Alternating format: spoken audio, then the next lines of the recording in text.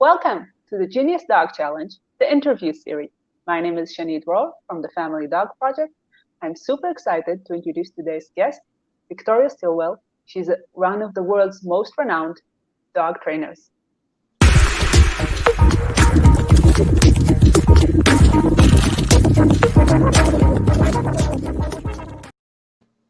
Hello, Victoria. Thank you very Hey, much for being with us. thank you for having me. To those of you who somehow do not know Victoria, she is very known for a series of books and television shows, and we're very, very delighted to have her here. Victoria, in one of your last books, you said that cognition is a celebration of multiple intelligence. Can you a bit describe more what you meant there? It is not just, oh my gosh, how smart my dog is. I think that's when we talk about genius, it's always looking how smart my dog is, but really how they negotiate the world around them to survive. I think that's it. Intelligence really is, people say, oh, pigs are really intelligent. They're more intelligent than dogs. Right? Intelligence is what you need or could be measured on what you need or how successful you are within your environment to survive. And our dogs, whether they can understand the names of numerous toys or they can't, they're still negotiating the world around them and adapting.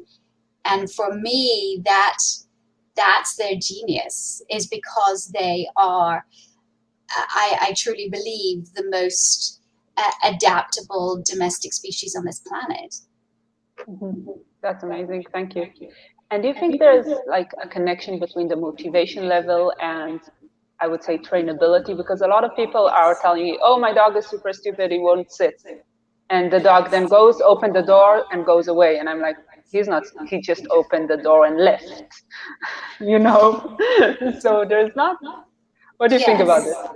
I think, like people, dogs' genius lies in a lot of different things, and dogs learn in different ways. Now, we see motivation in terms of, oh, they'll do something for food, or they'll do something for toys. And actually, even positive training is very much of a like, I do, or I say something, and you do it, and I'll give you something for you doing what I ask you to do. It's and even though that's great in teaching, it's also, we need to do more in our relationship, right? So I don't want my dog just to listen to me and respond to me for a treat or because I'm going to give him something if he does, right? I want my dog to have choice. I want my dog to experience the world around him, and I want my dog to not always feel like he has to do something to get something. And I think this is where we're moving toward it, with regards to teaching our dogs. It's more of a relationship. So, for example, let's take the dog that won't sit. Oh, my dog's too stupid, it won't sit. Well, let's take a look at why. Maybe where you're asking the dog to sit is not comfortable. Maybe the floor is slippery, or it's too cold, or it's too hot, and the dog doesn't want to put its bottom on the ground. Maybe the dog doesn't feel comfortable sitting because the environment is overwhelming. Maybe the dog's too excited to sit, or maybe the dog finds it painful to sit. So there are many reasons why you ask yourself, first of all, before you label your dog as stupid, why? And then if you can't anything that you try, you can't get your dog to sit, well, then we work on what we call capturing behavior.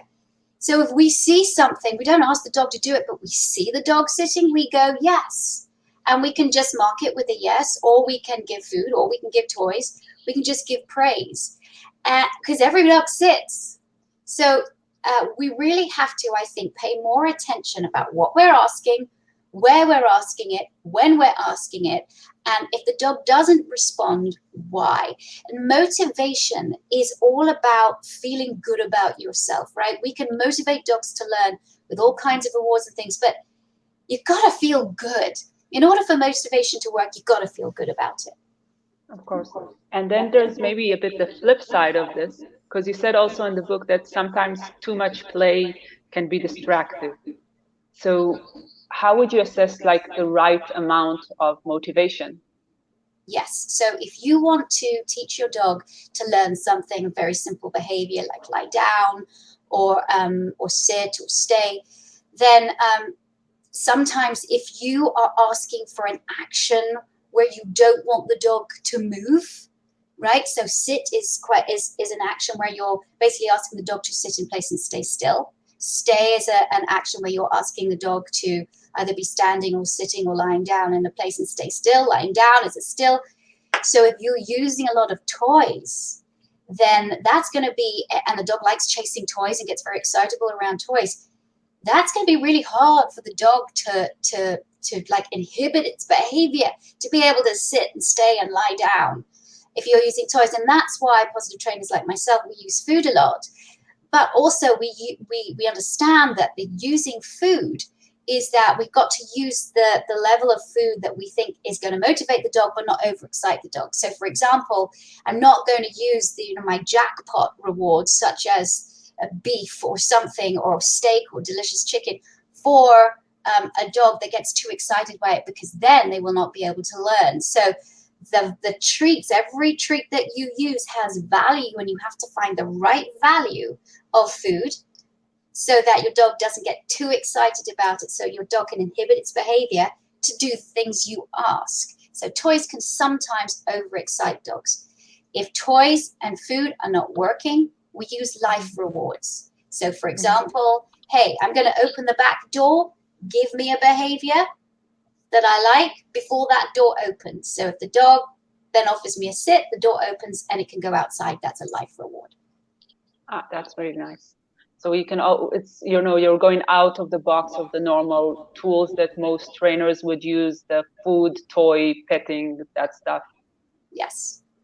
That's Yeah, really I use a interesting. lot of it actually. I mean, when I first start teaching dogs, I do use food, but life rewards are brilliant. And we phase out the food pretty quickly. We might use it now and again, but we really use motivation with our bodies and motivation with our voices, and saying, we're going to have a really fun time, and play as well as a great motivator.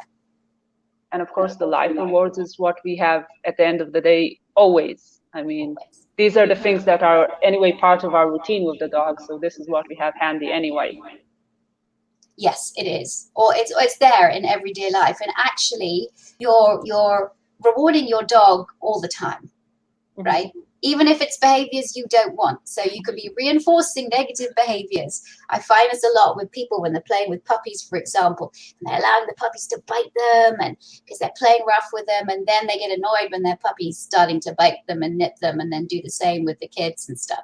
Well, you're reinforcing that behavior. Yeah. And I want to go just a bit back to what we discussed before. So and tell me if you disagree. I think that one aspect of what people say what people mean when they say that your dog is smart is that it makes very fast connections. For example, it will need only one or two repetitions to learn something. And my question to you is, first of all, if you agree with this, and second of all, do you think this is necessarily something that most people would want? Because a lot of people always come to me, I want the smartest dog. Border collies are the smartest dog, but is this something that we actually want in our dog? Okay, well, in order to have a border collie, you better make sure that you are always ready for a lot of exercise, ready to give that dog a lot of your time, a lot of your energy, because these dogs, I mean, they're bred to herd, they are herders, and they are, I have to say, yes, incredibly bright. They can be, very sound sensitive. They can be neurotic. If you do not channel that energy into something positive, it could go onto something negative. So, be careful what you wish for. Because I always find like the really challenging dogs are very bright. They learn very fast, and you have to always be a step ahead. So, because it's almost like a very gifted child, as in they get bored really quickly. So be careful what you wish for. Thank you. I think this is something people really need to pay attention to, because there are these trends of one movie comes out and then everyone is getting this dog, And for me, I think it's our responsibility to tell people, if you want to get a border collie, you have to be really honest with yourself. Can you actually provide this dog what it needs? Not just get this dog because it's the latest fashion. And I think, you know, in the Genius Dog Challenge that you're doing, which I absolutely love and is fascinating and encourage people to watch, is that, you know, it seems all of these people put a lot of time into these dogs, and that's the kind of owner that these dogs need. And so, but it doesn't matter regardless of the breed of dog that you have. Every dog has the ability to learn. It's learning all the time, 24/7, even when you're not teaching it. Yes, and one of the questions actually I got was if a dog from a kennel, from a street, if it can develop high intelligence. I would like to know what you think about this. Yes. Yes, you know, it's interesting because in my work, I do a lot of rescue work. And sometimes in rescue work, we encounter dogs from different situations, from street situations, that they've been strays, they've lived their life on the street. These dogs, they take a while to adapt to a home environment, but they are incredibly intelligent, incredibly smart, because they have had to adapt to living and surviving. And we often find that these dogs are really, really good at finding food. So you take one of these dogs into your home, and don't be surprised if your dog then becomes a counter surfer, opens your cupboards, and finds food in places you didn't even remember there was food there. They'll find it. So that's their adaptive intelligence. They're really, really good at that. Similarly, we find dogs, you know, I've been to South Korea and rescued dogs from dog meat farms. And here we have a lot of puppy mills in the United States. I've done a lot of puppy mill rescues. And so getting dogs that have lived in confinement all their lives and know nothing else, their incredible resilience is what gets me every time. When you're born in that environment and you've lived years in that environment as a breeding female, for example, in a puppy farm, and now you come out into a home with all these people, and how amazingly they adapt. It might take some time for some of them to adapt, but they do. That's resilience. That's why I think dogs are the most incredible species. Yeah, and I guess this is one of the things that made them basically are such a good companion for us, the fact that they are so flexible in changing their behavior and adapting to very weird and different environments. Yeah. I want to thank you so much for your insight and for being with us today. And we will see you tomorrow in our live broadcast. I hope you are excited. I'm super excited to see what's going to happen. Okay, so we'll see you tomorrow. And Great. To all of you at home, don't forget to subscribe so you don't miss out on next week on tomorrow's episode. Goodbye.